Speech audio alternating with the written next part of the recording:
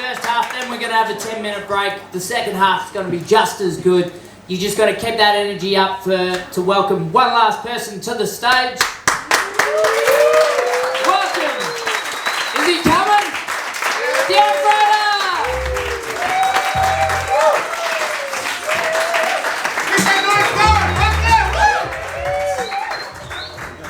Yeah, awesome, guys. Man, just putting it out there, man. Is everyone happy we don't have to wear masks anymore? Yeah, man, I'm super stoked about it, eh? It's not like I don't want to make it out that I'm just some kind of anti-mask or anything like that. It's just purely because, you know, when you're a bloke like me, with hair like this, and you have to wear a mask, you get misgendered a lot. Like, for instance, I was in a server this one time. I walk in wearing a mask, and the guy behind the counter is like, "Yeah, g'day, Dale, what would you like?" I was like, "How about we start with a proper pronoun, dickhead?" He got confused. "Oh, sorry, I didn't mean to interrupt you." And I was like, seething behind the mask. I was like, "This guy," and I ripped it off. I was like, "Gender reveal, dickhead!" And then I threw blue confetti in his face. Man, gender reveal. Has anyone here had a gender reveal party? No? Good. We're all normal, sane people. I don't understand the concept of a gender reveal. Like, imagine going to all this effort, putting drinks on, having a cake, having a balloon full of coloured confetti just to tell everyone what flavour of baby you're gonna have. You know? It's not like it's not like your baby's a flavour of ice cream. You know, like, "Oh, I'm having chocolate." Well, I'm having strawberry. I just hope these fucking people, 18 years from now, that child comes up to them and goes, "Mum, Dad, I'm Neapolitan." Cool. I was hoping to do better than that. I'm gonna keep going with it, fuck it. No, but I like the bogans, man. The way the bogans do it, man, they do the full-on burnout, you know? They're like, "I can get the tyre smoke," like fucking, "Woo! Yeah, fucking check it out, Cheryl, we're having a boy! He's gonna be the best fucking boy!" They don't give a fuck about his future though, do they, you know? But what do you expect from people who do to burn out an Australian-made car?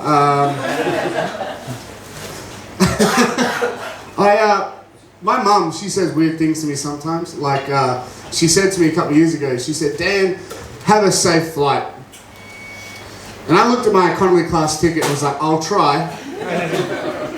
I don't know what she expected me to do, you know, me sitting there in my economy class seat between two people who've taken upon themselves to use my armrest for themselves. The guy in front of me is like, "I wonder how far I can tilt this chair back before his glass of water spills in his own fucking lap." You know? But what's going to happen? The plane's going to start to go down. I'm going to go, I'm going to pop up, I'm going to kick through the terrorist-proof door and be like, "Get out of the way, mate! I played Microsoft Simulator, I'm taking over!" He's going to look at me and go, "Mate, I don't trust this plane with someone who's pissed their pants." But yeah, man. But I mean, my mum also says kind of sensible things to me sometimes. Like, she once said to me, "Drive safe." Which makes sense. I drive in the car, I have some kind of control over that. But the thing is, she didn't really think it through because she raised me in Rockingham and she knows I drive a Commodore. You know. Cool. You probably figured it out by now, I'm single. But I'm trying to change that up. I've gotten back on the dating sites. I've noticed on a lot of these dating sites, there's certain trends there are. There's this one thing I keep seeing pop up on a lot of girls' profiles that says, "I'm just looking for my partner in crime." And like I said, I'm from Rockingham, so that's fucking attractive to me. That sound is also very attractive to me. Don't they give me a house mortgage? No, but I find it really attractive, right? So I matched with this one girl, and she had that in her profile, and I thought, I'm going to test her out, you know? So we went to the Kwinana Tavern for dinner. And we got some drinks, we got some food, had a great night. And then the other night, the bill came. And I just fucking legged it.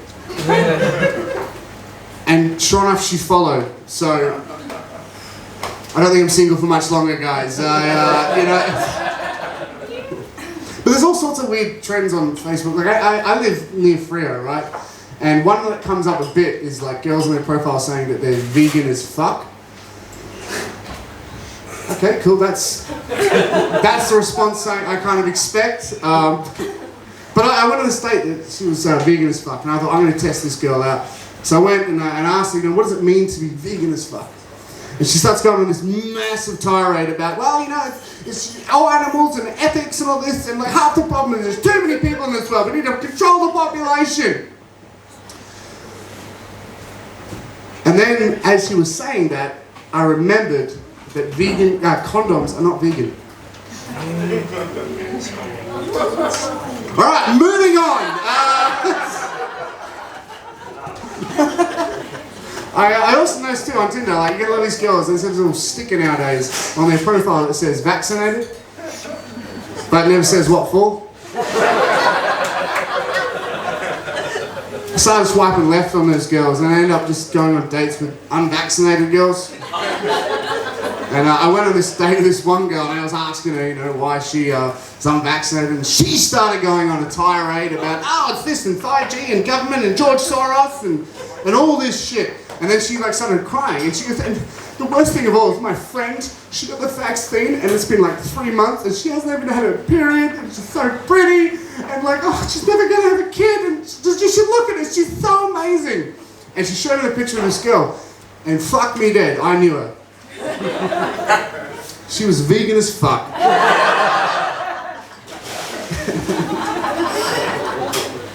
I like learning weird facts. I like learning weird facts, like, for instance, I learned the other day, in order to be a fighter pilot during the Second World War, you had to pass a colorblind test. Okay, cool, you guys don't seem to understand. Think about it, right? In order to fight a war, you have to pass a colorblind test to fight in a war. That's in black and white. And the crazy thing is that's a joke, right? It was never black and white. But if you look into like infinity theory, right? Anything is possible. At some point in time, the universe will eventually be in black and white. There's gonna...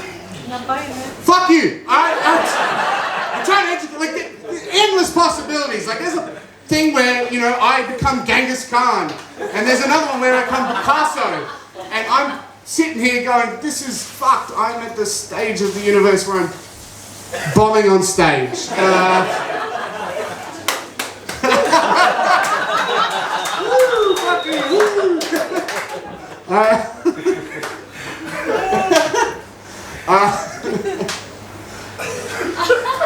Speaking out weird possibilities in the infinite universe, we live in the infinite universe right now where surfing is part of the Olympics. You don't know that? Surfing is in the Olympics, guys. Think about it. It's the Olympics. Rigorous drug testing.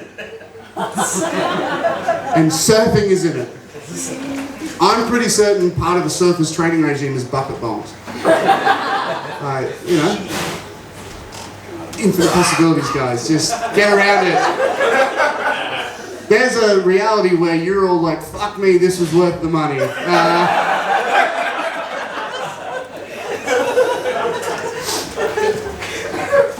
I'll leave you on one last joke. Everyone knows that clip-clop sound at thongs, mate? You know, clip-clop? No, you don't know that sound? So clearly no one here gets nostalgic when they hear that sound. I get nostalgic when I hear that clip-clop sound at thongs, mate. And the reason I get nostalgic is because I always think of my mum when I hear it. Because when I was a child, she'd hear that sound and she would smile. And the reason she would smile is it meant the line at Centrelink had started to move again. Anyway, my name's Dan Frater. Cheers.